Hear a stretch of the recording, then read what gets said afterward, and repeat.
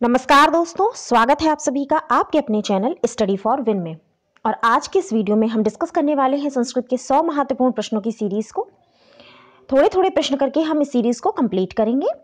तो चलिए शुरू करते हैं हम आज का डिस्कशन, जिसमें संस्कृत महत्वपूर्ण प्रश्नों को लिया गया है। तो पहला प्रश्न यहाँ पर है, संस्कृत भाषा की लिपि क्या है? तो गुरुमुखी, खरोष्ठी, रोमन या देवनागरी? तो इसमें आपका सही आंसर जो है वो हो जाएगा देवनागरी लिपि, क्योंकि जो आपकी हिंदी भाषा की लिपि है वही आपकी संस्कृत भाषा की भी लिपि है। आपको हिंदी भाषा की तो पता होगी क्योंकि आप पढ़ते रहते हैं, लेकिन शायद आपको संस्कृत भाषा की ना पता हो, तो इसकी भी लिपि जो है वो है आपकी देवनागरी लिपि। ठीक, तो इसका ऑप्शन डी आंसर होगा। नेक्स्ट क्वेश्चन है, स्वर और व्यंजन के बीच में स्थित जो वर्ण होता है वो क्या कहलाता है? तो स्वर और व्यंजन, इनके बीच में जो स्थित वर्ण है वो कहलाता है आपका अंतस्थ व्यंजन, और इसीलिए उसका नाम अंतस्थ रखा गया, यानी अंतःस्थ, यानी जो बीच में स्थित हो, अंतःस्थ। तो स्वर और व्यंजन इनके बीच में जो स्थित है उसको हम कहेंगे अंतस्थ व्यंजन। ठीक, तो इसका आपका आंसर हो जाएगा ऑप्शन ए, अंतस्थ। नेक्स्ट क्वेश्चन है आपका, परार्ध शब्द का संधि विच्छेद क्या है? तो परार्ध शब्द का जब हम संधि विच्छेद करेंगे तो ये क्या बनेगा? पर, धन, अर्ध। तो परार्ध का जो संधि विच्छेद हो जाएगा वो हो जाएगा आपका पर, धन, अर्ध। ठीक, तो ये आपका परार्ध हो जाएगा। नेक्स्ट है, सर्वत्र शब्द के योग में किस विभक्ति का प्रयोग किया जाता है? तो इसमें आपका आंसर हो जाएगा द्वितीया विभक्ति। कई बार परीक्षाओं में आपसे इस तरीके से विभक्ति, कारक, वचन, इनके प्रश्न पूछे जाते हैं, जो कि आपके पूरी तरीके से जो रूप याद किए जाते हैं उनकी नॉलेज पर डिपेंड क्वेश्चंस होते हैं। तो इनका जब आप टिक लगाएं तो विशेष तौर पर ध्यान दें कि कहाँ पर विसर्ग लगाई गई है, कहाँ बड़े आ का डंडा लगाया गया है, कहाँ हलंत प्रयोग किया गया है। इसी से आपको पता चलेगा कि किस विभक्ति का प्रयोग हुआ है।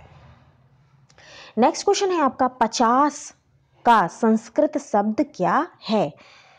तो जो 50 यानी कि 50, इसका संस्कृत शब्द सही होगा ऑप्शन डी, पंचाशत। ठीक, पंचाशत इसका सही जवाब हो जाएगा। नेक्स्ट क्वेश्चन है आपका, क्रमवाची शब्द किन किन लिंगों में बनते हैं? तो क्रमवाची की बात की जा रही है, तो ये किस में बनेंगे?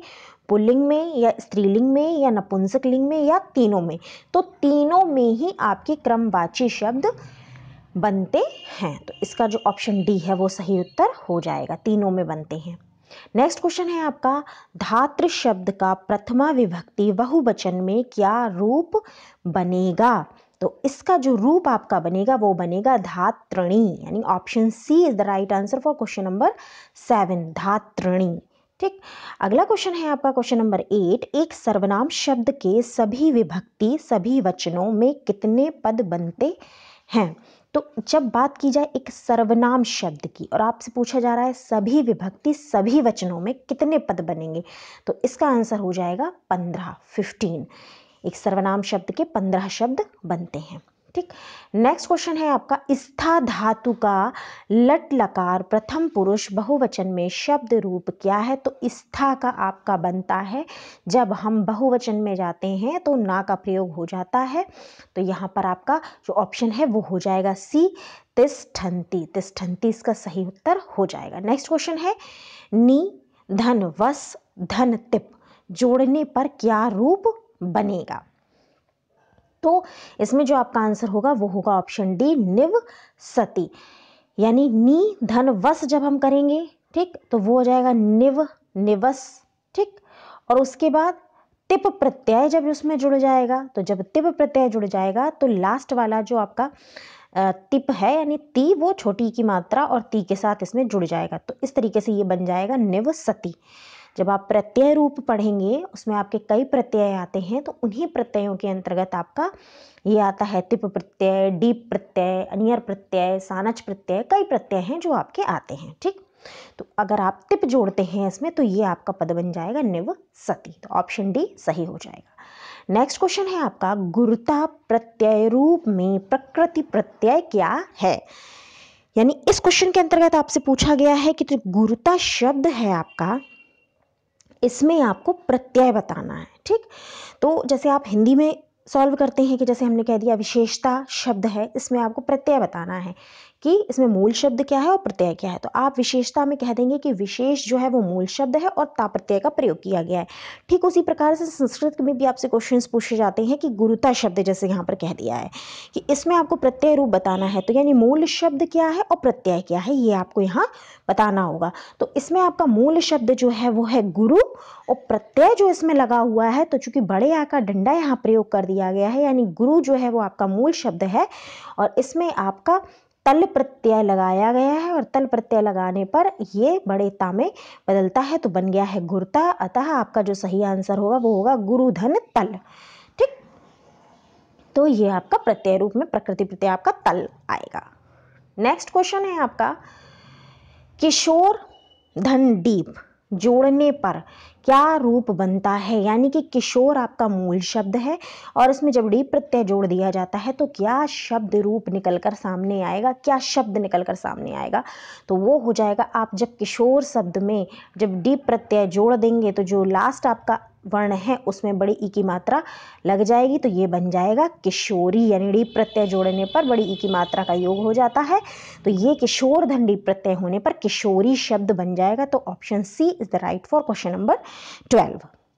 नेक्स्ट क्वेश्चन आपका आ रहा है भाषा शब्द संस्कृत की किस धातु से बना है। अत्यंत सरल प्रश्न, भाष धातु से बना है, ऑप्शन सी। ठीक, नेक्स्ट क्वेश्चन है आपका ऊष्म वर्णों की संख्या कितनी होती है। तो ऊष्म वर्णों की संख्या 4 होती है। नेक्स्ट है आपका क्वेश्चन नंबर 15 यशोबलम शब्द का संधि विच्छेद क्या है। यशोबलम का जब हम संधि विच्छेद करेंगे तो इसका आपका हो जाएगा यशः। ठीक, और उसके बाद धन लगेगा आपका और लगेगा बलम। ठीक, तो आपका इसका जो आंसर हो जाएगा वो हो जाएगा ऑप्शन बी यशः धन वलम, और ये आपकी है विसर्ग संधि। ठीक, तो यशोबलम का आंसर होगा यशः धन बलम। नेक्स्ट क्वेश्चन है आपका हेतु शब्द के साथ किस विभक्ति का प्रयोग होता है। तो हेतु शब्द के साथ षष्ठी विभक्ति का प्रयोग किया जाता है। नेक्स्ट क्वेश्चन है जिन शब्दों से वस्तुओं के क्रम का पता चलता है उन्हें क्या कहते हैं। तो क्रम का पता चल रहा है तो नो डाउट उन्हें क्रमवाची शब्द कहेंगे, तो इसका जो आंसर है वो ऑप्शन सी हो जाएगा क्रमवाची शब्द। नेक्स्ट क्वेश्चन है आपका 19वां शब्द का पुल्लिंग में क्रमवाची रूप क्या होगा। तो 19वां यानी 19, इसको हम संस्कृत में पुल्लिंग में जब ले जाएंगे तो इसका क्रमवाची रूप क्या बनेगा। तो इसका क्रमवाची रूप बनेगा नवदशतमी। ठीक है, नवदशतमी। ठीक है, ये आपका 19वां का जो पुल्लिंग रूप है वो बन जाएगा। नेक्स्ट क्वेश्चन है आपका वाचाम शब्द में कौन सी विभक्ति है। तो वाचाम शब्द में आपकी षष्ठी विभक्ति का प्रयोग किया गया है। मैंने बोला है कि कई बार विभक्ति वचन कारक से रिलेटेड क्वेश्चंस पूछे जाते हैं, तो आप अपनी ग्रामर ज़रूर अच्छी रखें। नेक्स्ट क्वेश्चन है आपका एक सर्वनाम शब्द के कितनी विभक्तियों में पद बनते हैं। तो जो एक सर्वनाम शब्द होता है उसकी 7 विभक्तियों में पद बनते हैं, तो ऑप्शन सी इसका सही आंसर हो जाएगा 7 विभक्ति में। ठीक है, नेक्स्ट क्वेश्चन है आपका क्वेश्चन नंबर 21 हसिस्त्या क्रियापद में कौन सा पुरुष है। ठीक, कौन सा है, यानी मध्यम, प्रथम, उत्तम या अन्य पुरुष। तो इसमें आपका प्रथम पुरुष आएगा। नेक्स्ट क्वेश्चन है आपका हसित्वा प्रत्यय रूप में प्रकृति प्रत्यय क्या है। तो इसमें आपका जो आपका हस है वो है मूल शब्द आपका, और इसमें आपका कित्वा प्रत्यय लगा हुआ है, तब आपका हसित्वा शब्द बना। तो हस धन कित्वा, तो आपका पहला ऑप्शन जो है वो सही हो जाएगा कि आपका प्रत्यय जो है वो कित्वा प्रत्यय लगा हुआ है, और आपका जो मूल शब्द है वो है हस, जिसमें हलंत का प्रयोग है। नेक्स्ट क्वेश्चन है आपका क्वेश्चन नंबर 23 पौराणिक प्रत्यय रूप में प्रकृति प्रत्यय क्या है।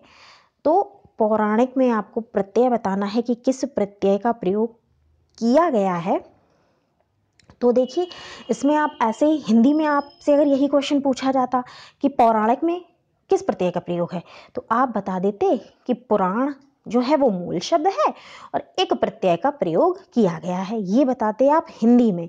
लेकिन यहाँ चूंकि संस्कृत की बात हो रही है तो पुराण तो आपका मूल शब्द है ही, लेकिन अब इसमें प्रत्यय का आपको नाम बताना होगा। इसीलिए यहाँ पर ये जो क्वेश्चंस हैं संस्कृत के वो थोड़े से क्लिष्ट हो जाते हैं कि हमसे जो दिख रहा है वो ना पूछकर जो उसका मूल नाम है वो पूछ लिया जाता है, तो वहाँ हम थोड़ा सा कंफ्यूज हो जाते हैं। तो उसके लिए हमें पता होना चाहिए कि किस प्रत्यय को लगाने पे जो लास्ट वाला वर्ण है उसमें क्या परिवर्तन होता है, कब बड़ी की मात्रा लगती है, कब बड़े आ का डंडा लगता है, कब छोटी की मात्रा लगती है, कब छोटा ऊ लगता है, कब क्या उसमें विशेष परिवर्तन होते हैं, तब हम प्रत्ययों का पता लगा पाएंगे। तो 23 का आपका आंसर जो है वो हो जाएगा ऑप्शन डी, यानी इसमें आपका लगेगा ठक प्रत्यय। ठीक है, जब आपका ठक प्रत्यय लगता है तो जो मूल शब्द होता है उसमें इक जुड़ जाता है। तो इस तरीके से ये आपका जो शब्द है वो पौराणिक, पुराण धन ठक प्रत्यय के द्वारा इक में परिवर्तन होकर पौराणिक बन जाएगा। ठीक है, तो पुराण धन ठक प्रत्यय। नेक्स्ट क्वेश्चन है आपका क्वेश्चन नंबर 24, दात्री प्रत्यय रूप में प्रकृति प्रत्यय क्या है? तो इसमें आपका आंसर जो है वो हो जाएगा दात्र जो है आपका वो आपका मूल रूप, मूल शब्द है। ठीक, और उसमें आप जोड़ देंगे डी प्रत्यय। मैंने बोला था ना कि जब बड़ी की मात्रा में परिवर्तन हो जाए लास्ट में, है ना, तो दात्र में बड़ी की मात्रा दात्री बन रहा है, यानी कि डीप प्रत्यय प्रयोग हो जाएगा। ये कुछ ट्रिक्स हैं जल्दी से शब्दों को देखकर पहचानने की कि कौन से प्रत्यय लगे हुए हैं, कौन सा प्रत्यय का इसमें प्रयोग किया गया है। ठीक, तो आप ये ट्रिक्स छोटी छोटी सी अपनाकर आप पता लगा सकते हो कि यहाँ पर कौन सा प्रत्यय की अगर बड़ी की मात्रा तो इसका मतलब है डी प्रत्यय है। ठीक है, तो आपका यहाँ पर हो जाएगा दात्री और दात्र में जुड़कर डीप प्रत्यय बनाएगा आपका दात्री शब्द। तो सेकंड जो है आपका ऑप्शन वो यहाँ पर सही हो जाएगा। क्वेश्चन नंबर 25 है, भाषा का प्रयोग कहाँ होता है? तो भाषा का प्रयोग आपका लिखित और मौखिक दोनों रूप में होता है, यानी का और खा दोनों ही हो जाएगा, क्योंकि लिखित भाषा भी है और मौखिक भाषा भी प्रयोग की जाती है। तो आपका इसका सी आंसर सही हो जाएगा। तो फ्रेंड्स ये थे आज की सीरीज के आपके 25 क्वेश्चन, 100 क्वेश्चन हैं, हम 25-25 करके सीरीज को कंप्लीट करेंगे।